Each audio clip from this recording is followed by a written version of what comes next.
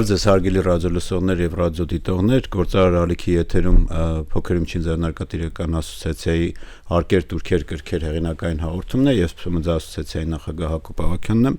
Այսօր շատ հետաքրքիր հյուր ունենք Սաթենիկ Մելքոնյան, ով առիթ ունեցել է հենց այս տաղավարում լինել Գործարար ալիքի, ողջույն Սաթենիկ։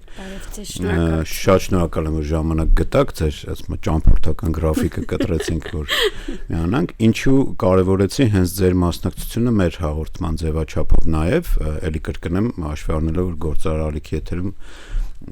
բազմաթիվ թեմաների անդրադարձել եք ու մասնավորապես հենց հարկերի,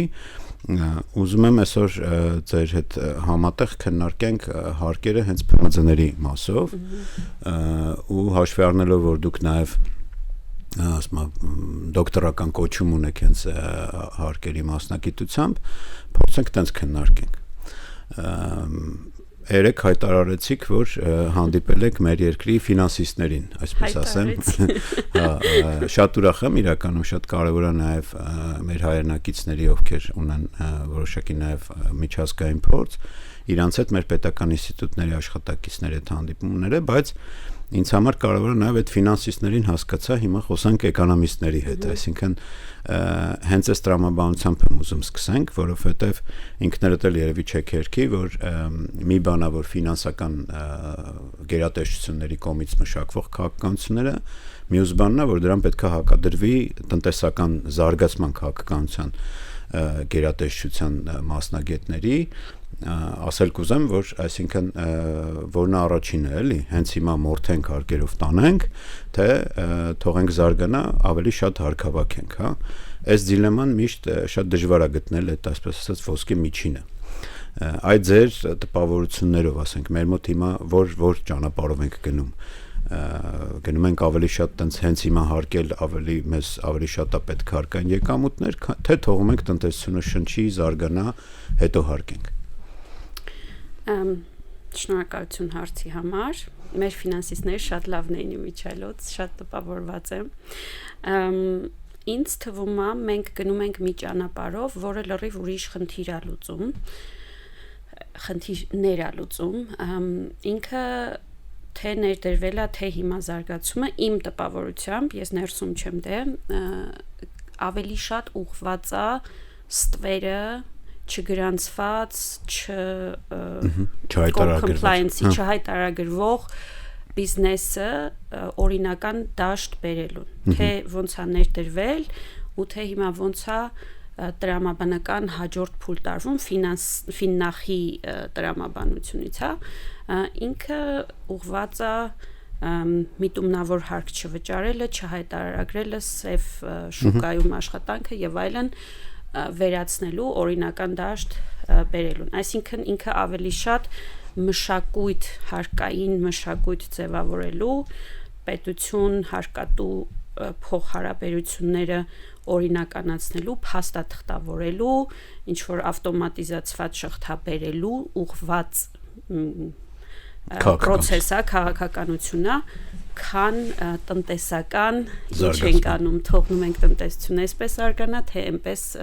ուղղորդում ենք եւ այլն։ Դա իմ տպավորությունն է։ Շատ լավ, իրականում բան է, կիսում եմ ձեր տպավորությունը, բայց այդտեղ քաղաքականությունների մշակման հարց չի, ավելի շատ, որովհետև այդտեղ քաղաքական կամքի հարց է։ Ենթադրենք, եթե նախկինում եղած, այսինքն 2016 թվականին առաջին անգամ Հայաստանում ընդունվեց հարկային օրենսգիրք, այսինքն միասնական մեկ փաստաթուղթ, որտեղ չեմ ծանոթ եղել միջև այդ,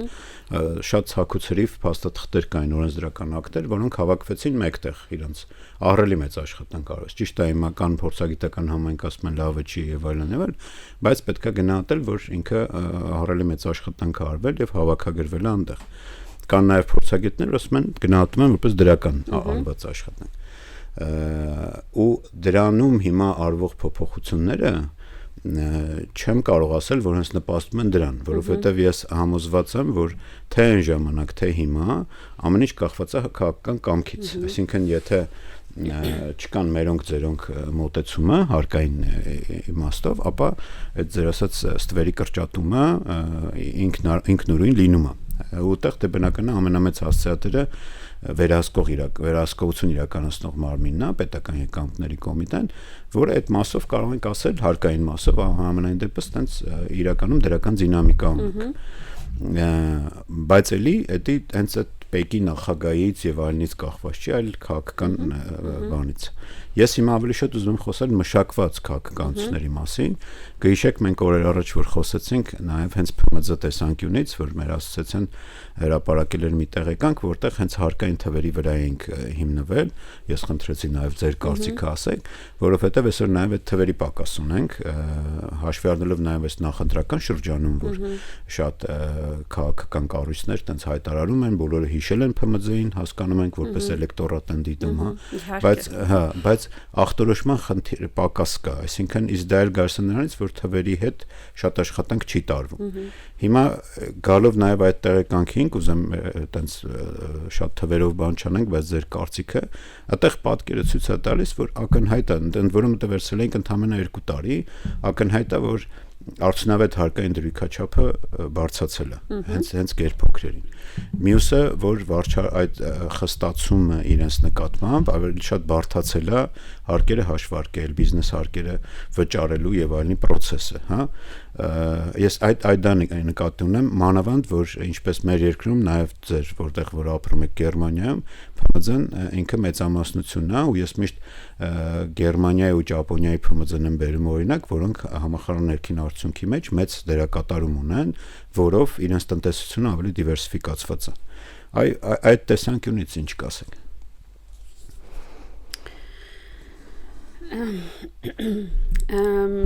Նախ գուցե դրույքների բարձրացումը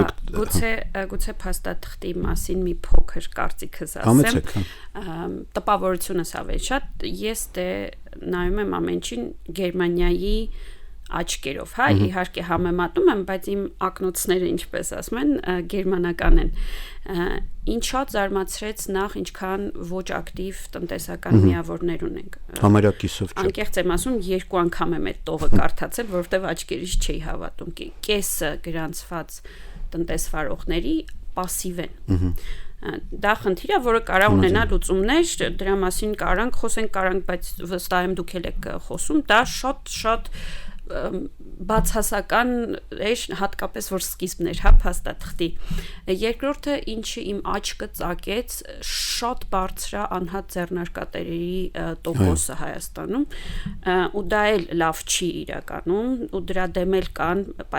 պայքարվորն է օպտիմիզացիայի միջոցներ, հա։ Երրորդը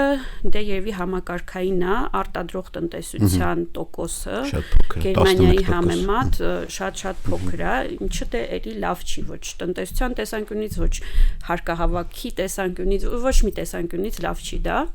Այդպես այդ 3 բանը դե իհարկե թվերն էլ ցածր են, ասենք այդ տարեկան շրջանառությունը եւ այն, բայց դա բնական է, դրանից չեմ զարմանում, այն 3-ը կառուցվածքային են, էլի իրանք կարող էին եւ ավելի լավ լինել, անկախ նրանից, որ ես գերմանական աչքով եմ նայում այդ ամեն ինչին, այսինքն ինքը ավելի զգայուն է, միանշանակ շատ ավելի զգայուն է որպես սեկտոր, քան արևմտյան Եվրոպան։ Ինքը ավելի սենց արևելաեվրոպական, երևի վրացական, այտենց համեմատականներ, որ տանենք, փորձենք համեմատել, այդ բնակավարի հետ պիտի համեմատենք, իսկ թվերին, չէ, ինչպես։ Այսինքն դուք տեսաք այդտեղ, որ 2 տարվա միայն համեմատությամբ,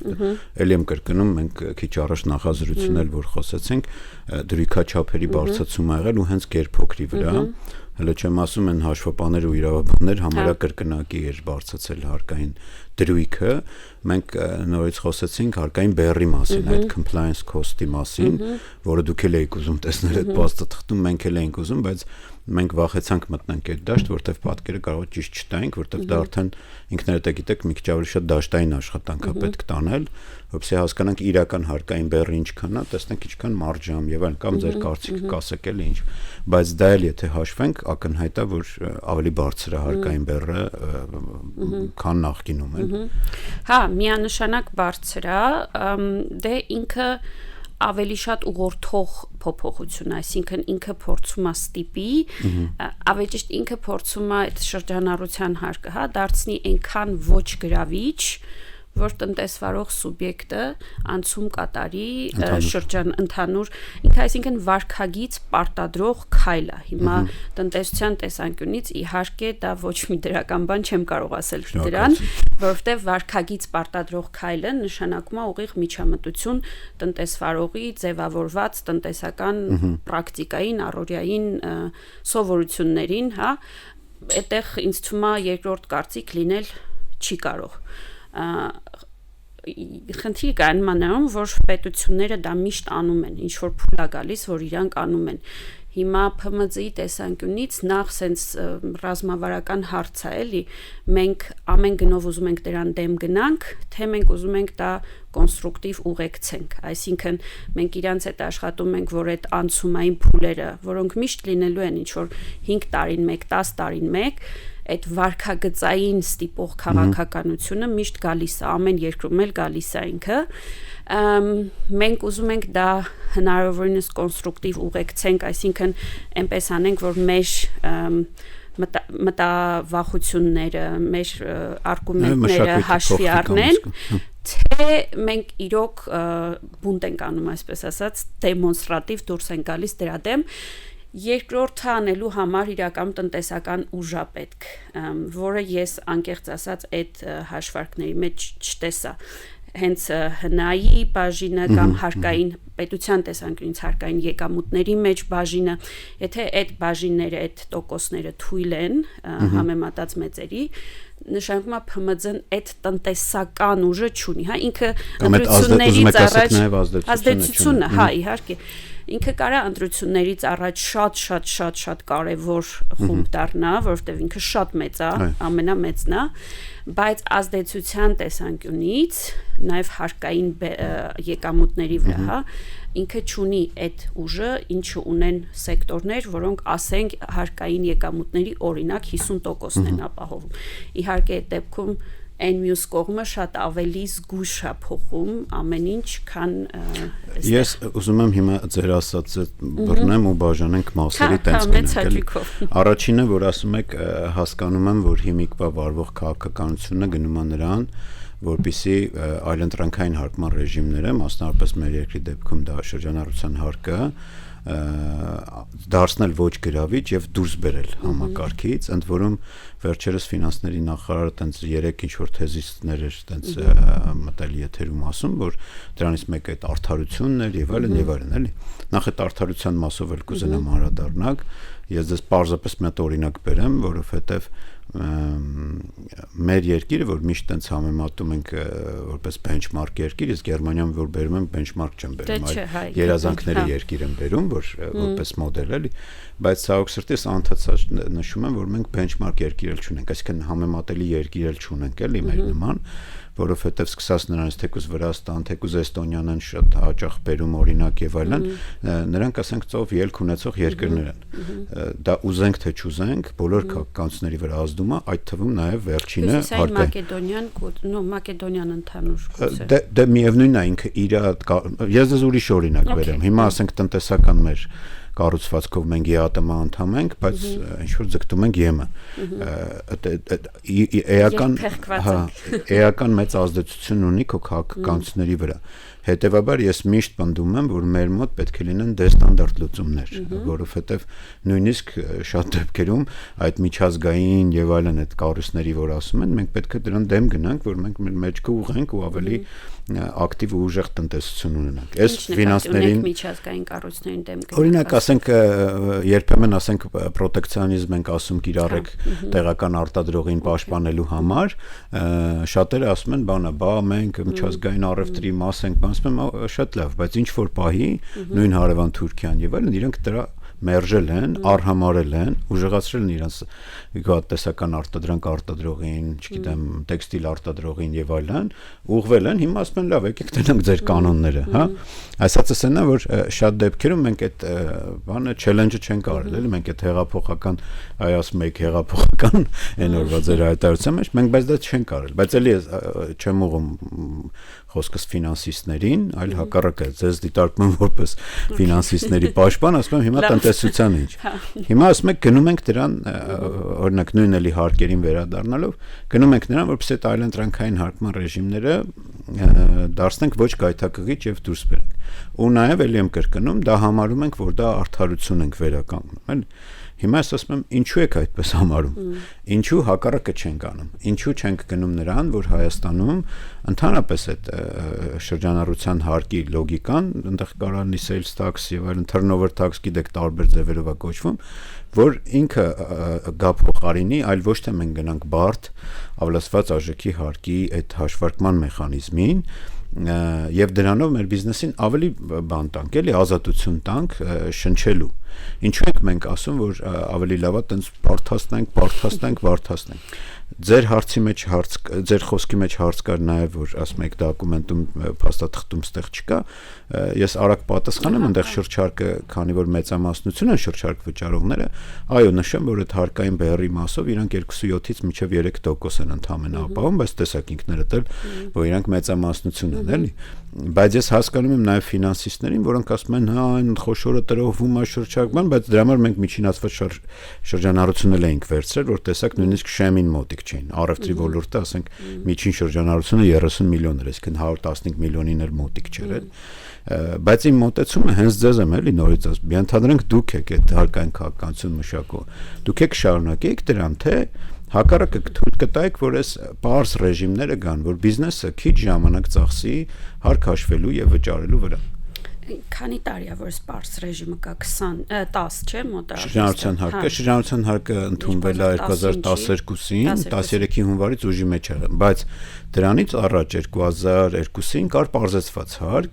որը 11-12-ին հանեցին, իր փոխարեն դրեցին պարզեցված շահութահարկ, այսինքն շահութարկեր առանց ԱՀ-ի։ 2 տարի մաքսիմում ինչքան շվեմ աշխատեց, էլի բիզնեսը դուրս եկավ բողոքի, որովհետև հարկայինը գնում էր ստուգման այն տնտեսվարողի մոտ, որը չունի այդքան հնարավորություն, որ չի, ասում եմ, ես փաստաթուղթը ծախս ընդունում եմ, սա չեմ ընդունում, ու տենց մեծ ստուգանքներ սկսեցին առաջանալ, էլ ու նորից ներդրվեց արդեն 12-ին շրջանառության հարկը, որը պետությունը պարզ բան էր ասում, ասում էր, մենակ շրջանառությունը մի խափի պետությանը, դու աշխատի շրջանառություն անգամ տոկոս դրույքաչափերով էլ։ Ու մի հատ հարց է ուղղակի ճիշտ եմ, ու դուք ասում եք ԱՀ չլինի, շահութահարկ չլինի, պարս բոլորը, բնական միայն ՓՄԾ-ն։ Հակառակը, նայեք, Սաթանիկ ջան, մի հատ օրինակ բերեմ, բոլորը չեմ ասում, որտեղ ասենք օրինակ հանքարդյունաբերություն, բանկային համակարգ եւ այլն, դրանք բնականա կարող են լինել այդ դաշտում, ընդ որում նրանց մոտ էլ շատ հարցեր կան, որոնք ԱՀ-ից ազատված են։ Օրինակ նույն առողջապահական բլոկում, չէ՞, ասենք մեծ հիվանդանոցներ են եւ այլն, դու հասկանում ես, որ ինչ-որ բաներ կարող են լինել, հա, բայց օրինակ նրանց մոտ էլ ծառայություններ կան, որ ԱՀ-ից ազատված են։ Բայց այս ԱՀ-ից ազատված այս հումքը բերեցի սրա, այս մի մասը առանձնացրեցի, գնաց ԱՀ-ի ազատված մասով եւ այլն, ինքներդ մասնագետ եք, ինքը անընդհատ բարթացնում։ Բայց տրիվիալ բաներ կան, ոլորտներ։ Օրինակ 2017-ին ներդրվեց հանրային սնունդը, այսինքն ռեստորանային բիզնեսը, առանց շրջարկի շեմի, այսինքն իրանք 500 միլիոն շրջանառություն ունեցողներ, գիտեք, կարողանում են աշխատել շրջարկով։ Այդ ոլորտը սկսեց շնչել։ Բայց հետո հիմա այս վերջի փոփոխություններով սկսեցինք ասել, օրինակ, երբ որ դու գնում ես Էջմիածնի գիշերային բան շուկայից առնում ես բանջարեղեն, ապա այդ պատկերացնում եք, այդ բանջարեղեն ծախող գյուղի արտադրողը պետք է քեզ ինվոյս տա, որ դու կարողանաս առաջ գոնե ունենք ինչ-որ ամսական, չեմ հիշում, 3 միլիոն էր, թե ինչքան քեշ առն, այդ սա սահմանափակել ենք, սա ասենց գնալով, այն որ ասում է բան ենք դարձրել, ոչ մի կոպեկ, պատկերացրեք, նույն Գերմանիա։ Խոհարարը ասում է, ես ուզում եմ այս ինչ գյուղի բանը աճացրած գազարը, որտեվ իմ բանում, իմ ճաշատեսակում դա է լավ ստացվում։ Դու պետք է գնաս այդ մարդուն համոզես, որ ինքը գրանցված ածը լինի, ինքը փոխանցում ընդունի եւ այլն, պատկերացնում եք, բանը իրական կյանքում։ Այդ բանը մի քիչ դժվար է, այսինքն իսպար վերացնել, օրինակ, ասենք այդ քեշի բանը, այն էլ են ոլորտներում, որը օպերատիվություն է պահանջում։ Արագ քեզ պետք է գնալ այդ բանը վերցնել, չգիտեմ, ՀԴՄ կտրոնը ծախս ճանաչի գոնե եւ այլն, այսինքն բաներ կան, որոնք շատ տենց աբսուրդային են։ Ես ես երևի շատ խառը պատասխանեցի, բայց ասածս այնա, օրինակ մենք ունենք ոլորտ, հենց հիմա հանրային սնունդը հիշեցի, որ ինքը առանց շեմի սահմանափակման աշխատում է շրջարկով։ Ընդ որում ինքը միշտ իրավունք ունի դիմում գրի, ասի ես ուզում եմ աշխատեմ ավելացված արժեքի հարկ, այսինքն ընդհանուր հարկ, այսինքն ես կարող եմ ծախս, եկամուտ հաշվեմ, այդ միշտ պետքա թույլ տալ բիզնեսին, որ ինքը ինքնուրույն պլանավորի։ Բայց այս մյուսը, որը պետքա ավելի շատանա իմ կարծիքով մեր երկրում, ավելի քիչ մարդիկ բիզնեսը ժամանակ ծախսի հարկ հաշվելու վրա, ես չեմ ասում հաշվապահությունը մերժել, հաշվապահությունը պետքա բիզնեսին, հիմնադիրներին, չէ, իրանց ակտիվ, пассив պարտավորություններ, իրար հարաբերություններ հաշվարկելու համար առնվազն այդ բալանս եւ այլն պետքա, բայց պետության հետ հարաբերությունների մեջ մենք այս արագ փոխվող աշխարհում օրինակ մի քանի օր առաջ այդտեղ խոսում էի կարեստական բանականությունը հարգելու բանի մասին, հա, այսինքն այդտեղ նաև այդ դրա մասին է խոսքը, որ դու պետք է պարզ լինի, տրիվիալ, օրինակ, չգիտեմ, բիլինգով եկավ այդ հաշիվը, հարկայինին ասում ես, խնդրեմ վերցրնա իմ հաշիվները, շրջանառությունից ինչքան է քեզ պետք, 3%, բանկին էլ լիազորեմ ավտոմատ տար, բայց ինձ մի անհանգստացրա, թող ես զարգանամ։ Այս տարածես էկոնոմիկայի նախարարությունը, ասես ասած։ Իմ պատկերացրած էլի։ Այնքան խառն էր, ուրեմն սկսենք վերևից, հա, ամենավերևից։ Պարզն ու արդարը երբեք նույն տեղում չեն լինում։ Լինում է կամ պարզ կամ արդար։ Սա դիսկուրս է, որը շատ տենց high level է էլի գնում, այսինքն կարելի է թե նախարարություններ, միություններ, թե հանրություն, միություններ, թե տարբեր ֆորմատներով այս հարցը անընդհատ պետք է քննարկել ու այս հարցը չունի միանշանակ լուծում, որ տենց հավերժ ճիշտ է։ Կարող է այս ժամանակահատվածում Հայաստանի համար ճիշտ է ավելի պարզ հարկային համակարգ ունենալ, 20 տարի հետո մեկ էլ ընդհանուր միջավայրը նես լինի, որ մեծամասնությունը գանք այն որոշման, որ արդար համակարգը ավելի ճիշտ է։ Այսինքն այստեղ ոչ կա ժամանակի մեջ կոնստանտ լուծում, ոչ կա համեմատական կոնստանտ լուծում, թե այ Վրաստանում ոնց է կամ Գերմանիայում ոնց է մոդելը։ Համաձայն եք, որ մենք համեմատելի այտենց բան երկիր չունենք։ Համեմատելը ընդհանրապես ինձ համար շատ բարդ բան է, համեմատելը շատ ավելի հեշտ է տեղում մտածել մեկ քան համեմատել ու նույնը անել, էլի։ Այս մասով այդ խնդիրը միշտ կա ու չկա դրան այսպես բանաձև, որ ասենք այ ունիվերսալ բանաձև, 0.8 անգամ պարզ պլյուս 0.2 անգամ արդարություն կլինի ճիշտ համակարգ, Պարետո էֆեկտիվ հարկային համակարգ է պետք ստանալ, որը չունի հստակ բանաձև, էլի բոլոր պետությունների համար։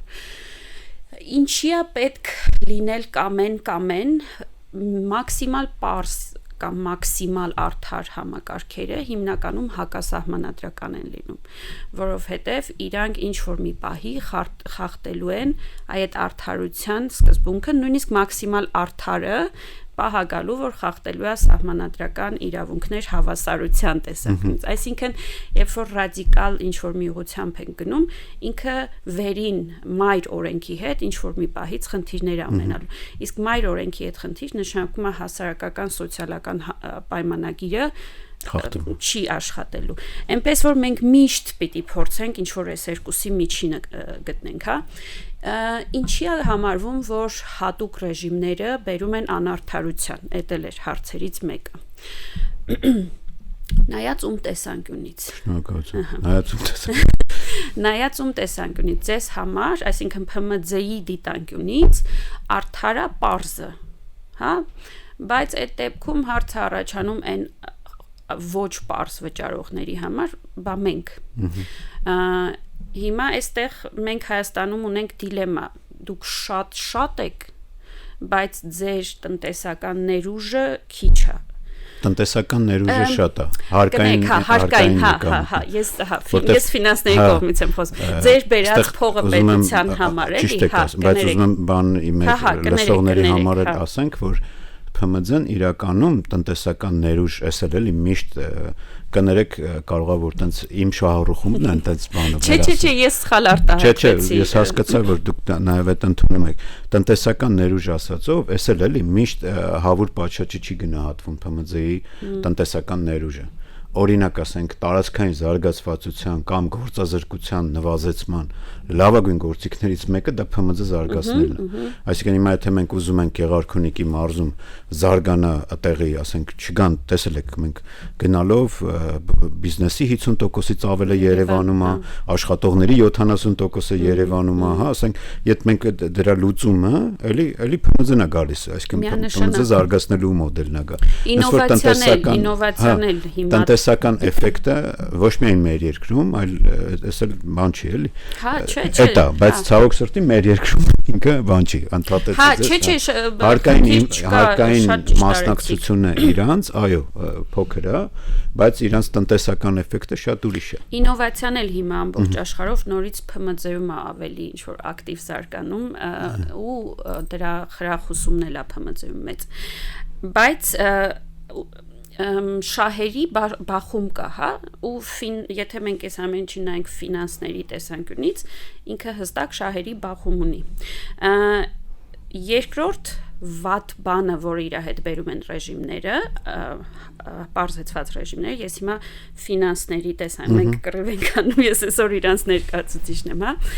դա ֆրագմենտացիան է, որի դեմ մերոնք պայքարում են, դուք էլ ասեցիք, իմիջիայլոց շատ կրեատիվ են պայքարում, ինչ որ բաներ են անում, որոնք նույնիսկ միջազգային փորձից էլ ավելի տենց ոսկերչական են, հա, փորձում խնդրին անդրադառնալ, դա բերում է ֆրագմենտացիայի, դա բերում է աճի մոտիվացիայի անկման, այսինքն դու գիտես, որ եթե մի քիչ էլ աճեմ, փոխվելու եմ այն մյուս համակարգ ու չեմ աճում, հա։ Ստեղել ընդհատեմ, էլի, որտեղ հանգիստ ընդհատեմ։ Հենց մեր փաստաթղթում ես նոր մի քիչ առաջ ասացի, երևի բան ֆոկուս չարեցի։ Չէ, 30,000-ը որ ասեցիք, չի անցնում։ Ասենք 30 միլիոն տարեկան բան։ Այդ ընդ որում միջինացված է, էլի, Սաթանիկ ջան, այսինքն լավագույն դեպքում դա միևնույնն է, այն բարձր շեմը շատ քիչն են, որոնք 115 միլիոնի այդ անընդհատ եղել է նախկինում այդ խոսվիթը, որ գալի հասնում են այդ շեմի մոտ, էլ չեն աճում, թվերը ցույց է տալիս, որ մեծ մասը չենք հասել, այսինքն եթե նույնիսկ ինքը խափում է, դա էլ են մեր ֆինանսիստները, խափում է, չի հայտարարագրում եւ այլն, եթե նույնիսկ անգամ 2 անենք այս թիվը, էլի, ինքը միևնույնն է, այդտեղ չի, այսինքն 115-ի մոտ տենց կուտակված չի, էլի, հա։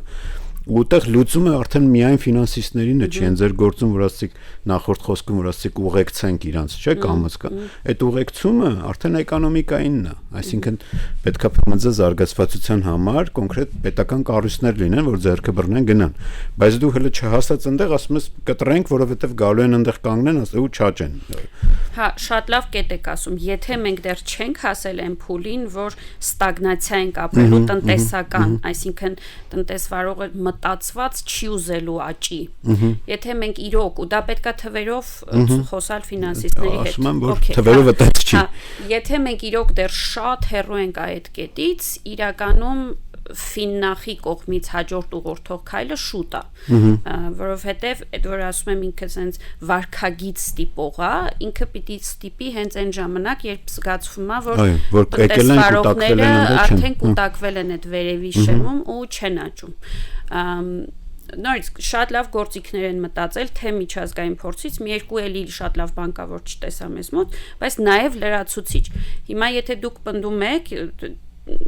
թվերը պետքա թող իրանք էլ պատասխանեն ինչի, եթե դուք պնդում եք, որ մեծամասամբ դաժե մոտ չենք այդ շեմին, իրականում շուտ է այդ ուղղորդող քաղաքականություն, զուտ որպես գիտության տեսանկյունից, երբ է պետք հաջորդ ուղղորդող քայլը անել։ Բայց դա ձեր պնդման վրա եմ հիմա ես մեր պնդումն էլ արկայինի տված թվերով են կարել։ Մյուս կարևոր բանը Սաթանիկ, ինքդ էլ տեսած կլինեք, որ եւ եվրոպական երկրներում շատ կան եւ Հայաստանում էլ արդեն հանդիպում են, որ կան, ես իրանց անունը ասում եմ, տենց բուտիկային բիզնեսներ, որը ի սկզբանե իր մոդելը, որ ինքը դրել է, հենց դրել է շրջանառության հարկի տրամաբանությամբ, ոչ թե միայն զույգ հարկի ճիշտ հասկացեք էլի, ինձ դրույքի մասով, այլ ինքը որ տենց ավելի կոպիտ եմ ասում, թանկ հաշվապատ չի պահելու, շատ ռեսուրս, ադմինիստրատիվ աշխատողներ չի իր բիզնես բանում էլի կոնֆիգուրացիայում, ու ինքը հենց տենց էլ տրամադրված է, որ իր բիզնեսը բուտիկային է։ Երբեմն կան տենց մոտիկ անում ես, ասում ես, շիշ լավն է, ընտանիքով իրանք անում են այդ բիզնես։ Ասում ինչի՞ մի հատ մասնաճյուղ չես բացում, օրինակ, ասում են ինձ էս հերիք է։ Իսկ այդ մարդը ճիշտ է, իրանք քիչ են, բայց եւ Եվրոպայում բամ տեսած կլինեք, հացը բուրգերին է, որ ինքը տեղ է, ու վերջ, ինքը ցանց չի դառնում եւ այլն։ Հետ եմ ուզում գամ, ասում եմ, ճիշտ է, հասցեատերը դուք չեք, բայց դուք էլ այդ բառը օգտագործեցիք, այդ շատ լավ բան ասացիք, այդ արդարություն ու բան, էլի։ Հիմա մեր կռիվը նաև այդտեղ է, երբ որ ասում են արդարության բան ենք վերականգ։ Ձեզ շատ པարզ օրինակ բերեմ, դուք միջև Գերմանիա գնալը ապրել եք Հայաստանում, ասենք հիմա այդ արդարությունը որ կետից է սկսվում։ Երբ վանից է սկսվում։ Ես օրինակ էլի շատ կարևոր ցուցիչ է, որը էլի պետք է ազդի նաև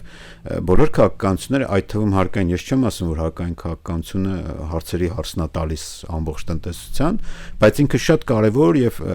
բանի, ոնց ասեմ, կարգավորող վինտիկներ ունի էլի իր մեջ, որոնք շատ կարևոր են։ Հիմա օրինակ համաշխարհային բանկը անցած տարի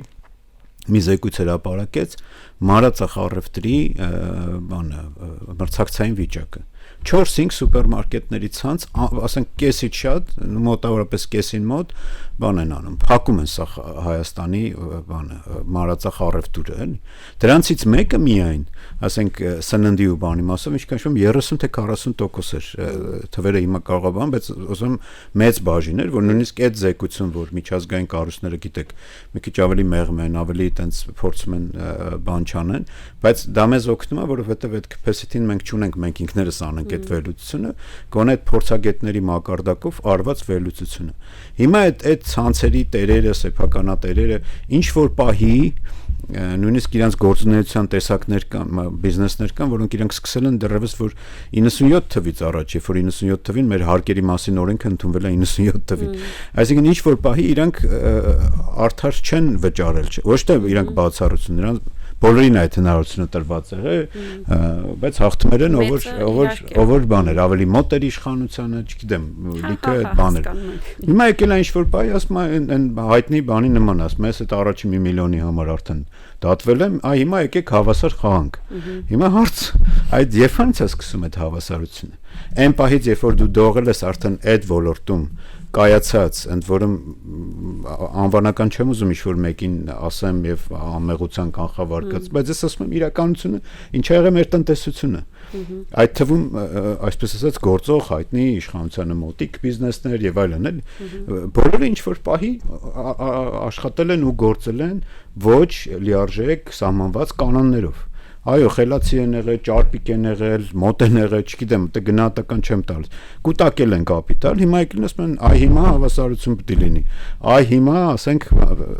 այդ դրա համար այդ արդարություն ասածն էլի, ես բնականաբար ձեզ չեմ ասում, բայց Չէ, ինձ էլ եք ասում։ Երբ որ ֆինանսիստը ասում է, այլ չէ, հիմա արդարություն, ասում եմ, իրոք է։ Ես էլ նոր եմ սկսում, ասենք, ուսանող եմ, նոր այդ իդեան եկել է իմ մոտ, ուզում եմ սկսեմ այդ բիզնեսը։ Արդեն շուկան փակա, ավելի լավ իդեա ունեմ, բայց ես չունեմ այդ փողը, չունեմ այդ հնարավորությունը, որտեվ նա ստարտից 15 քայլ առաջ է արդեն։ Ու պետությունն էլ չունի սկսնակ բիզնեսին, պարզ բան ասեմ, ֆինանսներ վերցնել սկսելու համար, դուք եկել եք Հայաստան, ուզում եք բիզնես անեք, ոչ ծանոթ քեռ ունեք, ոչ էլ հարուստ պրոֆեսոր եք Բեռլինից։ Ասենք պրոֆեսորները հարուստ չեն։ Դե հա, որպես կանոն։ Ցավոք սրտի նույն Բեռլինում չեն։ Ուզում եք սկսեք, ասենք չկա տենց մեխանիզմ, որ դուք բիզնես իդեայի հիման վրա փող վերցնեք ու սկսեք։ Հիմա ասեք որտեղ է արդարությունը։ Նախ էլի շատ խառը խոսացինք, հա։ Ժամանակակից պետություններում արդարությունը մեծամասնության արդարությունն է, բայց սա տեսական շատ high level նախադասություն։ Այո, մեծամասնությունը դուք եք, ընտրող մեծամասնությունը դուք եք։ Ես շատ խնդրահարույց եմ վերաբերվում այդ մի հատ նախադասություն ասցիք անցյալում էլ են անօրինական հարստացել, հիմա մեզ չեն թողում, էլի սենց կիսա Չեմ ասում անօրինական թողեք։ Բայց 90-ականները նշեցիք։ Այսինքն այն ժամանակ չի եղել բան հարկային։ Տեսեք, ձեր խոսքի սկզբում ասացիք, ես համաձայնվեցի, որ հիմա քաղաքականությունը տարվում է ավելի տնտեսությունը սպիտակեցնելու, սևը նվազեցնելու, ասում եմ, այո, ճիշտ եք ասում, բայց դա ոչ թե գրված օրենքի, էլի մեծագույն հարգանքով օրենք գրողների եւ, բայց ամենից շատ դա կախված է քաղաքական կամքից, վերևից, այսինքն եթե դա չի լինում, ամենալավ գրված օրենքը հեշտ կարելի է շրջանցել։ 90-ականներին մենք չունենք նույնիսկ լավ մշակված օրենքներ։ Մենք հենց օրինակ 97-ին ընդունվեց հարկերի մասին օրենքը։ Մինչև այդ մենք ունենք սովետականից որոշ բաներ թարգմանված, այն որ հլը որ յոլա գնալու, տենց ինչ որ կարգավորումներ, էլի։ Դա հենց է սկսվել։ Այդ ընթացքում մարդիկ կային, որոնք օգտվում էին դրանից, չէ՞, այսինքն իրենք արագ կարողանում են կապիտալ կուտակել։ Բայց 97-ից առաջվա փորձը, որում ոչ մի կերպ այսօրվա պետությունը մեղք չունի, հա, բերել որպես արգումենտ այսօրվա մեր իրավական կարգավորումների համար, ես կարծում եմ խնդրահարույց է, որովհետև մենք այդպես 97-ից առաջվա փորձը հա ուզում ենք բերենք այսօրվա մեր կարգավորումներ։ Փորձը չեմ բերում, ես ասում եմ բանն է։ Բայց դուք դա արգումենտ եք որպես ես բերում եմ ոչ թե փորձը, ասում եմ կան բիզնեսներ, արդար չի այսօր հավասարություն ակնհայտ է, որի մասին ես չեմ խոսում, մամուլում են խոսել, ասել են, եւ այլն, կան բիզնեսներ, որոնք որոշակի արտոնյալ քաղաքական եւ այլն պայմաններով իրանք կուտակել են կապիտալ։ Հիմա եկե հասել է բանը 2026 թվականը կամ երբ ընդունեցին այս վերջի փոփոխությունը 24 թվականին, ասին վсё, շրջարկ վճարողները բան են, արդար չեն, պետք է բոլորը հավասար վճարեն։ Հիմա բայց ես ֆինանսների կողմից եմ։ Հա, լավ եք անում, բայց արդարությունը խնդրում եմ ասեք, արդար ենք թե չէ, գիծը քաշեք նոր։ Գիծը քաշում ենք։ Այդ արգումենտը, որ այս մարդիկ հարստացել են 97-ից առաջ ու հետո էլ որովհետև առաջ չի եղել, հետո էլ լավ չի կիրառվել, չէ, ու դուք եկել եք այսօր մի մարդու, որը նոր է համալսարանը ավարտել կամ ընտանեկան փոքր բիզնես է ուզում սկսի մարզում նույնիսկ համեմատում եք մարդկանց հետ, որոնք տասնամյակներով կամ համակարգի բացակայության կամ համակարգի ոչ արդյունավետ աշխատանքի արդյունքով այսօր հասել են առավելության, սա բոլորս գիտենք։ Այս ընկետն է, որը բոլորս գիտենք, որ անհավասար է այդ սուպերմարկետը, որը 30%-ն է ապահովում, եւ այն Հայաթի փոքրիկ բուտիկը համարել իրավահավասար կամ նույն ուժը ունեցող տնտեսվարող սուբյեկտներ։ Սա հասկանում ենք թե ֆինանսների տեսանկյունից, թե տնտեսության տեսանկյունից։ Խնդիրը կայանում է նրանում, բա դրա հետ ինչ անենք, հա։ Հիմա ձեր լուծումը այն էր մոտավորապես, որ թողեք այս մարդիկ մի քիչ ազատ աշխատեն, այսպես ասած, այս փոքրերը։ Չեմ ասում պետությանը խաբել, ասում եմ, բայց որ ասում են արդար հարկային քաղաքականություն ու համեմատում են, որ շրջարկ վճարողները ավելի ոչ արդար են եւ ավելի քիչ հարկ են վճարում, քան են խոշորները, ասում եմ, սխալ բաներ եք իրար համեմատում, տանձը խնձորի հետ եք համեմատում։ Իմ ամբողջ ասած այդ է։ Հələ մի կողմ էլ թողեմ այդ, բայց շատ կարեւոր է ինքը, էլի, եթե այդտեղ ասելիք ունեք, կուզենամ ավարտեք։ Այդ հələ կուտակված կապիտալ եւ այլն, ասենք հիմա օրինակ եվրոպական երկիր, որ վերցնում եք Գերմանիան, դա շատ ավելի վաղուց բան է, որ բնական է բոլորը ունեցել են տենց բան, որ եղել է ինչ-որ սև կապիտալ, որը հետո ունեցեն, բայց դա արդեն շատ վաղուց է։ Գերմանիան իրապատ։ Այո։ Չէ, այդքան վաղուց չի։ Չէ, մեր համեմատ շատ ավելի վաղուց է։ Մեր դեպքում հələ կան մարդիկ, որոնք դրա կենթանի վկաներն են։ Երկրորդ կտորը, որ ես ասում եմ, որ արդարությունը տենց չի նայվում, դա միշտ է տենց, որ ասենք սա փոքր բիզնես է, որ նոր քայլող, սա արդեն գործող, համակարգ ունեցող եւ այլն, էլի, հələ դիտարկենք, որ բոլորը արդար են, արդար բանի իմաստով են։ Այսինքն այդ համեմատություններն եմ սխալ համարում, որ ըստեղ եք համեմատում փոքրին, գերփոքրին, համեմատում եք խոշորի հետ ու ասում եք արդար չի։ Սխալ բաներ ենք, սխալ մեծություններ ենք իրար հետ համեմատում, էլի։ Նորից մենք եկանք իրար հետ այն կոնսենսուսին, որ արդար չի այսօրվա սկզբնակին համեմատել կուտակած կապիտալ ունեցողի հետ, պլյուս սևով կուտակած եւ կա ոչ սևով, իրական ազնիվ կուտակած ապրում կա պրակտիկա, որ այդ կուտակվածի մի մասն էլ արդար չի կուտակվել։ Կասկածելի է, լավ, եկեք sense ասենք ոչ մեկին չվիրավորեմ ես։ Արդար չի կուտակվել,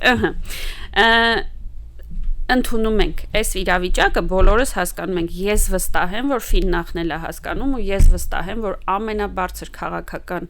մակարդակով, որ ասվում է, ստվեր պիտի չլինի, բոլորը պիտի վճարեն եւ այլն, դա քաղաքական կամքի դրսեւորումը չէ, շատ հստակ ու կրկնվում է այդ մի մասով, ինչ որ ստաբիլ է մեր քաղաքական կամքը, շատ հստակ է, բայց բոլորը հասկանում են այդ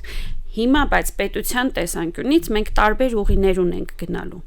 Մենք կարող ենք ասել, որ այս փոքրերը մի քիչ չէ, լավ պարզեցված են աշխատում, որովհետև իրանք չունեն այդ հնարավորությունը, եկեք դրան դնենք հաշվապահություն, ճիշտ հաշվապահություն անելու։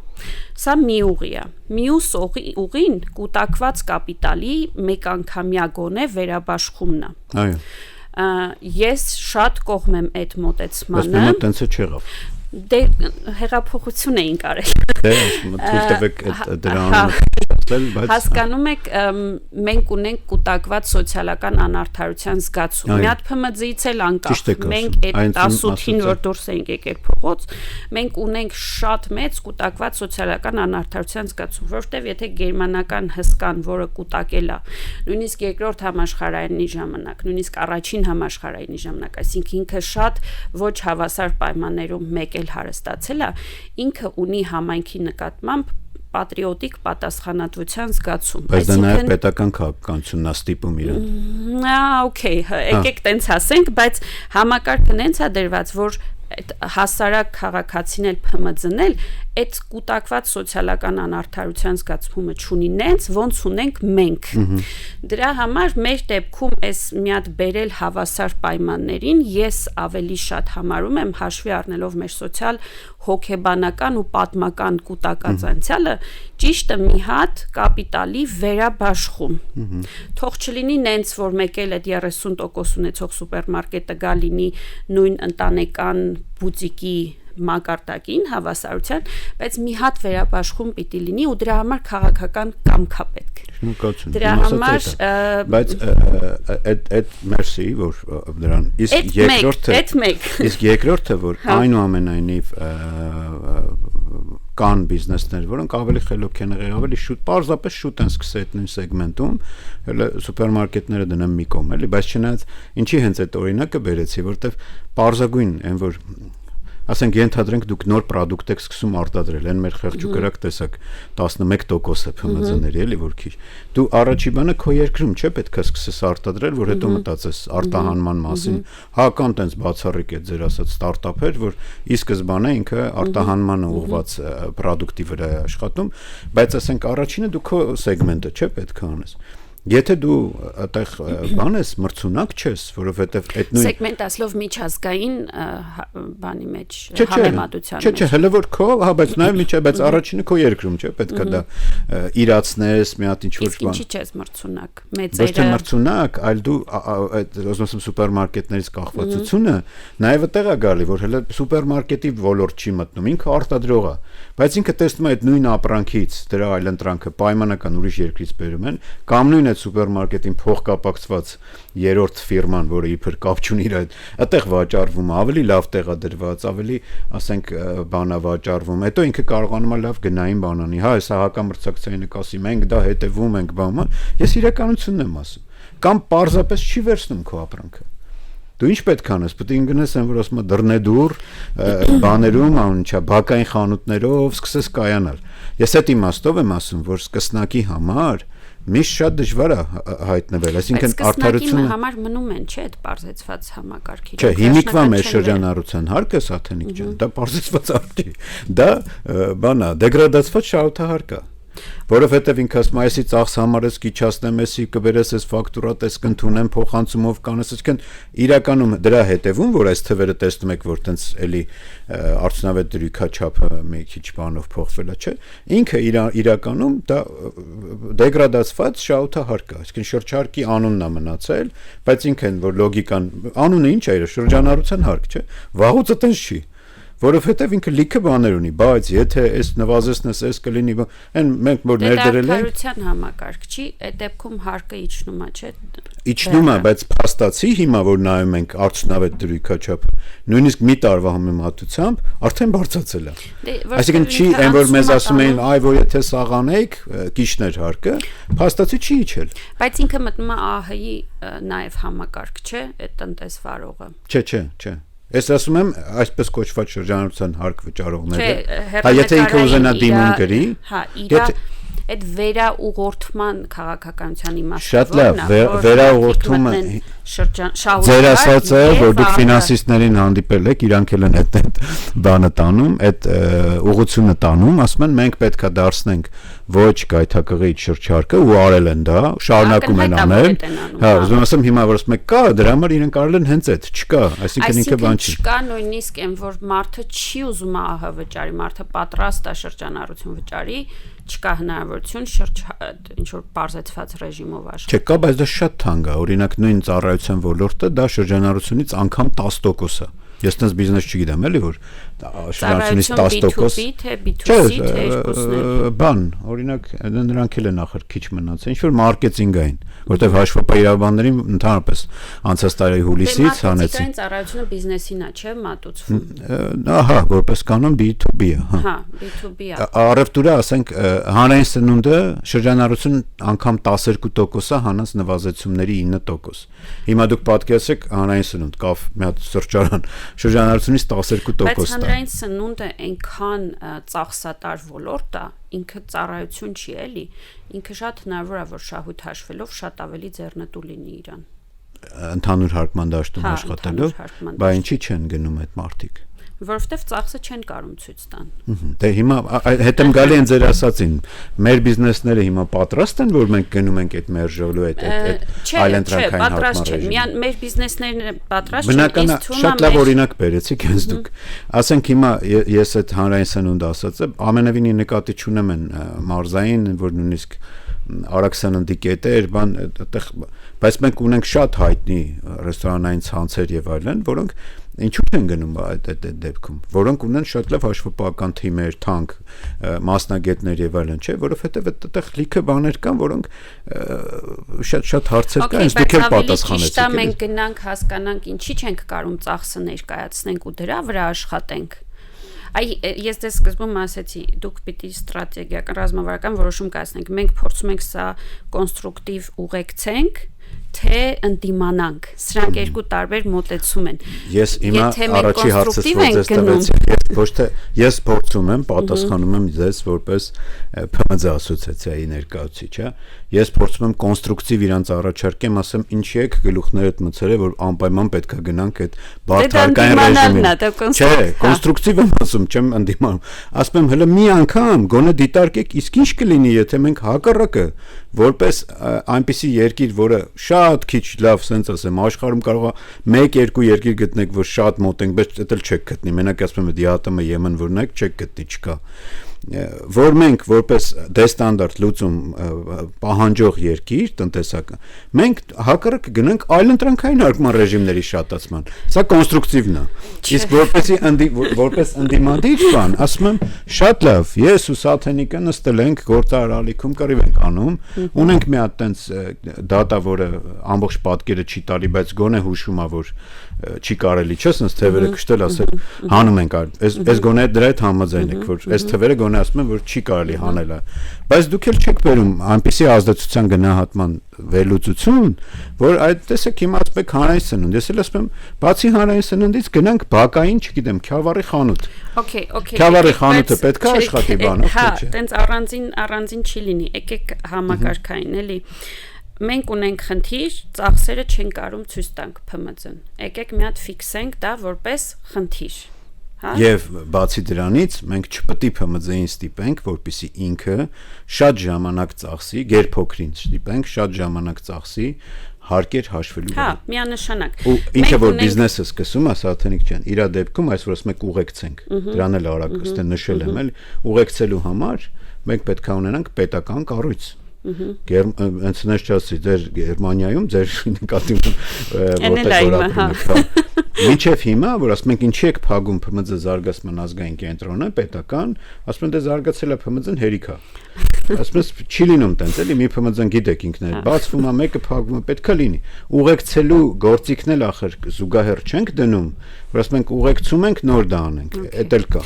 ՓՄԶ-ին միշտ պետք է աջակցել, միշտ ինքը չի վերջանալու, ինքը նես չի, որ հեսա մի քիչ աճեցինք ու վсё, էլ ՓՄԶ չէ, ընդհակառակը ցանկացած նորմալ տնտեսության 90%-ից ավելը ՓՄԶ-ն է։ Գերմանիայում էլ 90 քանի տոկոսը ՓՄԶ է, որպեսզի պատկերացնենք, հա։ Ինքը միշտ եղել է, միշտ լինելու է, ինքը ստեղծարար մարդու մասին է, ով ուզում է իր փողը աշխատի ոչ թե որպես վարձու աշխատող, այլ իր անկախ ազատ աշխատա։ Դա միշտ լինելու է, ուստի իրան աջակցել միշտ պետք խնդիր, մենք չենք ուզում, որ ՓՄԶ-ն շատ թղթաբանության հետևից ընկնի, լրիվ տրամաբանական է, լրիվ adekvat, օբյեկտիվ պահանջ է, ցանկացած երկրում այդ պահանջը կա, ելնում է այդ մարդու գործունեության տեսակից, հա, ինքը ուզում է գնա իր այն գյուղից էս ինչը բերի, էս ինչ գյուղում ծախի, հավես չունի։ Իմանա սրանց ինչքան հարկ առաջանալու։ Okay, երկրորդը մենք ունենք խնդիր ծախսերը չենք կարողանում ցույց տանք։ Հիմա նորից ռազմավարական այսենց ճանապարհն ենք կանգնած։ Մենք ուզում ենք նենց անենք, որ այս խնդիրները ժամանակի հետ կարգավորվեն, թե մենք ուզում ենք նենց անենք, որ աչք փակենք այս խնդիրների վրա։ Մենք այդ 2014 թվին հիմա գամ այդ ծախսերի մասով են նույն դիլեմայի առաջ էինք կանգնած, երբ որ Ֆիննախը ասում էր շրջանության հարկի ոնց ասեմ օգտվողների քանակը կչացնենք, շեմն էին իջացնում եւ այդ որտեվ ու ասում էին մենք ՓՄԶ-ի միջոցով նաեւ պետքա ստիպենք, որ ֆակտուրաները տան, հա, այսինքն մատակը։ Ասում ենք ժողովուրդ այս ՓՄԶ-ն վերջի կետն է, այն որ մի հատ པարզ բան եմ ասում, ընդ որում ես վերջերս նաեւ պետ նախագահին եմ հարցրել։ Չնայած ինքը բան կոնտեքստում էր ընդրոշ մապիտակների, որ էլ ինքը չէ հետագծելիությունը, բայց ուղիղ հարցրել եմ, ասում եմ դուք կարող եք 100%-ով վերահսկել սահմանից մուտք գտնող ապրանքները, ել մեր կյանքը չբարթացնեք։ Այսինքն եկավ գրիչ, գրվեց գրիչ, չեկավ բանը, որ ասում է լվացքի փոշի դարձավ գրիչ, էլի, պատկերացրեք։ Հետևաբար, եթե մաքսային սահմանով գրիչը անցավ գրիչ, լվացքի փոշին անցավ լվացքի փոշի, այն, ասենք, մարզային խանութին, որ ինքը ինչ որ մատակարարով, չէ, delivery-ով եւ այլն տես գնում հասնում անդե, ինքը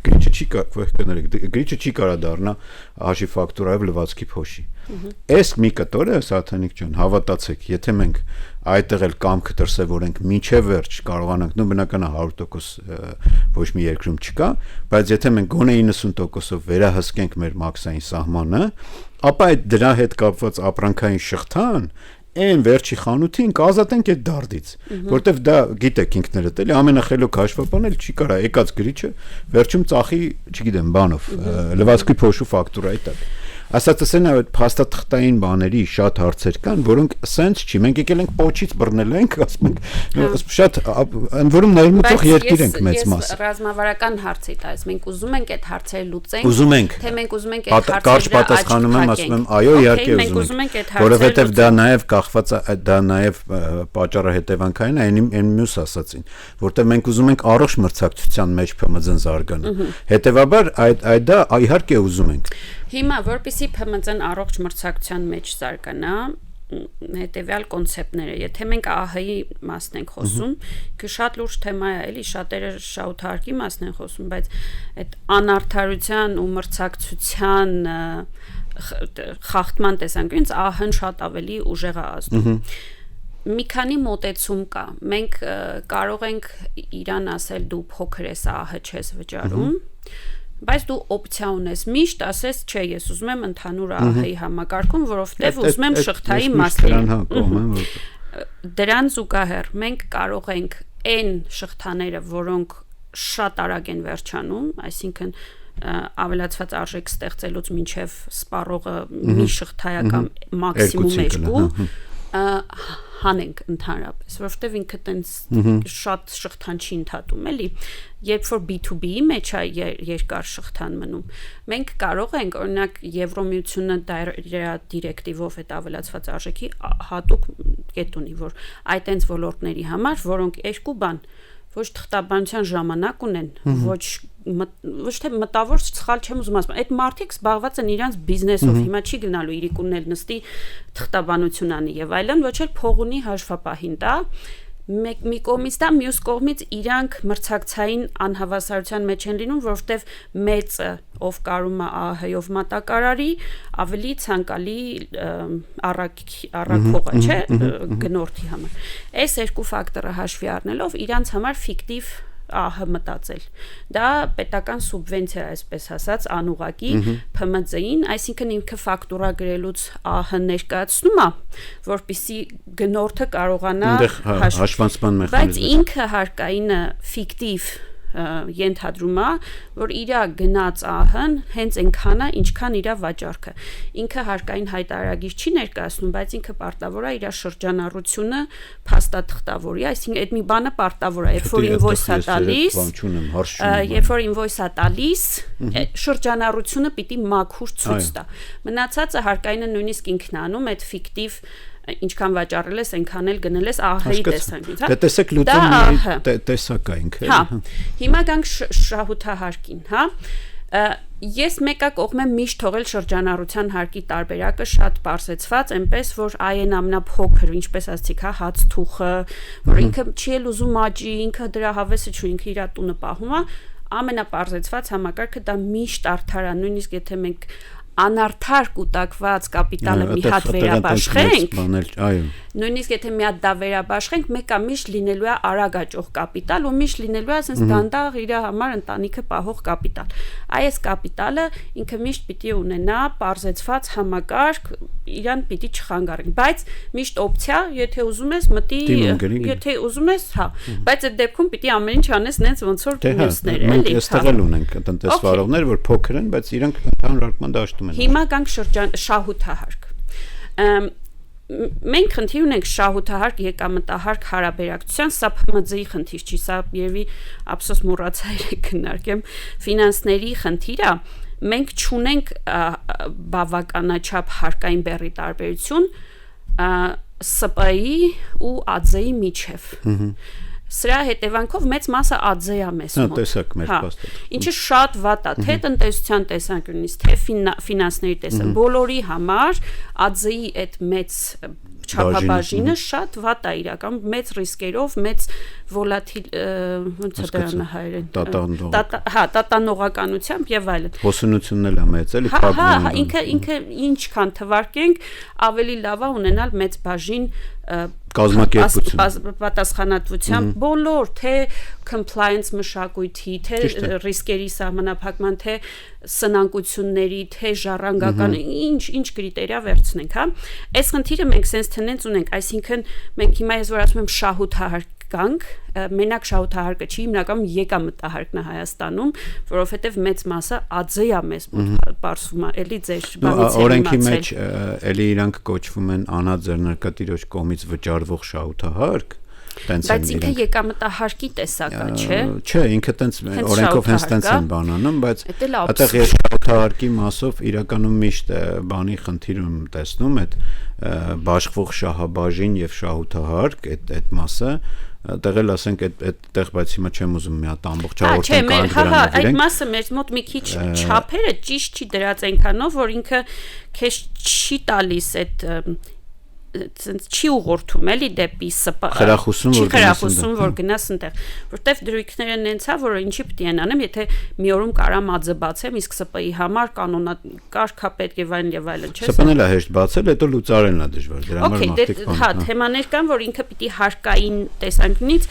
ատրակտ գրավիչ լինի, որովհետև ՍՊ-ն լիքը թղթաբանական, իրավաբանական, իր հետ պատասխանատվություն ա բերում։ Իսկ այն ինչը պատասխանատվություն ա բերում, պիտի գոնե հարկային տեսանկյունից գրավիչ լինի, որ մարդը գնա դրան։ Եթե նույն հարկն ենք վճարելու, ինչի պիտի գնամ գլխացավանքի տակ լինեմ, չնայած որ սնանկացման ռիսկը անսահմանափակ պատասխանատվության ռիսկը իրականում մեծ է ԱԶ-ի մոտ, բայց մեկը մարդիկ այդքան չեն խորանում, հա, այս մեկը հեշտ է, այս ենք անում։